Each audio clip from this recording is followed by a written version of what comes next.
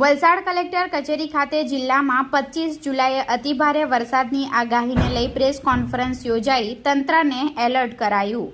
તારીખ 24 જુલાઈ બુધવારના રોજ 3:30 કલાકની મળતી માહિતી મુજબ વલસાડ જિલ્લામાં 25 જુલાઈ સુધી અતિભારે વરસાદની આગાહી હવામાન વિભાગ દ્વારા કરવામાં આવી છે, જેને લઈ જિલ્લા વહીવટી તંત્ર દ્વારા રેડ એલર્ટ જાહેર કરાયું છે.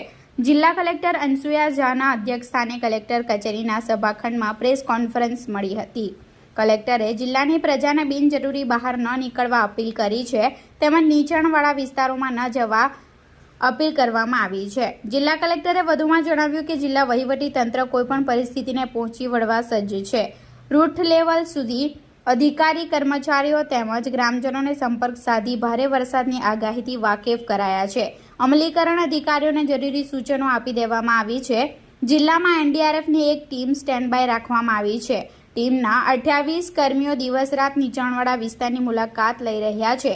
ઔરંગા નદીમાં પાણીની સપાટી વધે તો એલર્ટ સિસ્ટમ દ્વારા જાણ થતાં તંત્ર દ્વારા નીચાણવાળા લોકોને એલર્ટ કરાશે. સ્થળાંતરની પરિસ્થિતિ ઊભી થાય તો તે માટે સ્થળો સુનિશ્ચિત કરાયા છે. પત્રકાર પરિષદ આજની બોલાવવા પાછળનો મુખ્ય હેતુ એ જ છે કે વલસાડ જિલ્લામાં આજે અને આવતીકાલે 2 દિવસ સુધી વરસાદનું રેડ એલર્ટ ડિક્લેર કરવામાં આવ્યું છે, જેના અનુસંધાને વલસાડ જિલ્લાના તમામ નાગરિકો સુરક્ષાનું ધ્યાન રાખે અને રેડ એલર્ટના કારણે કોઈ લો લાઇન એરિયામાં ના જાય. ઓવરટોપિંગના કારણે જે રસ્તાઓ બંધ થયેલા છે એ રસ્તાઓ ઉપર થઈને પસાર થવાની પ્રયત્ન ના કરે, સાથે સાથે પોતાની અને પોતાના પરિવારની સુરક્ષા કરે એ માટે ખાસ આ પ્રેસ કોન્ફરન્સનું આપણે આયોજન કર્યું છે. સાથે સાથે મીડિયાના મિત્રોને એ પણ મારી એક અપીલ છે કે આપ લોકો દરેક જગ્યાએ દરેક તાલુકામાં હોવ છો તો કોઈ પણ જગ્યાએ જ્યારે આપણે એવું લાગે કે અહીંયા પાણી ભરાયું છે અથવા તો અહીંયા કંઈક ડિઝાસ્ટર થાય એવું છે તો આપ તંત્રને પણ તાત્કાલિક વાકેફ કરો. એ માટે આપ સર્વનો સહકાર પણ અમને જરૂરી છે, એટલે પ્રેસ કોન્ફરન્સનું આયોજન કર્યું. મેડમ, કોઈ જો ન કરતા નારાયણ કોઈ હોનારત સર્જાય તો સમગ્ર પરિસ્થિતિને પહોંચી વળવા માટે વહીવટીતંત્ર કેટલું એલર્ટ છે? તદ્દન એલર્ટ છે વહીવટીતંત્ર. તમામ તાલુકામાં મામલતદારશ્રી, તમામ તાલુકાના ઉપર જે સબ ડિવિઝન મેજિસ્ટ્રેટશ્રી છે, પોલીસ તંત્ર છે, લોકલ લેવલ ઉપર જે અમારા કર્મચારીગણ છે બધાને એલર્ટ કરવામાં આવેલા છે.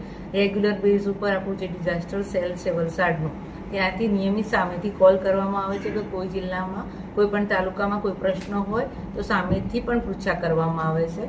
દર 2 કલાકે આંકડા જે લેવાના હોય છે તો નિયમ મુજબ લેવાય જ છે, એનું રિપોર્ટિંગ પણ થાય છે. સાથે સાથે વલસાડ જિલ્લામાં એલાર્મિંગ સિસ્ટમ પણ આપણે રાખેલી છે, જેથી જો ઔરંગા નદીનું લેવલ વધે તો જે આપણા નીચાણવાળા વિસ્તારોના પ્રશ્નો થતા હોય છે પાણી ભરાવાના, લો લાઇન એરિયાના વલસાડ જિલ્લાના, એ લોકોને સમય પર આપણે સતર્ક કરી શકીએ, એ લોકોનું ત્યાંથી સ્થળાંતર કરી શકીએ. એટલા માટે પ્રથમ વોર્નિંગ આપણે જ્યારે એ લોકોને આપીએ છીએ ત્યારે એ લોકો સતર્ક થાય અને બીજી વોર્નિંગ અને થર્ડ વોર્નિંગ તરત આપણે એમને ત્યાંથી સ્થળાંતર કરતા હોય છે. શેલ્ટર હોમની કઈ રીતની વ્યવસ્થા કરવામાં આવી છે? શેલ્ટર હોમ વલસાડ જિલ્લાના નગરપાલિકાનું એક શેલ્ટર હોમ છે.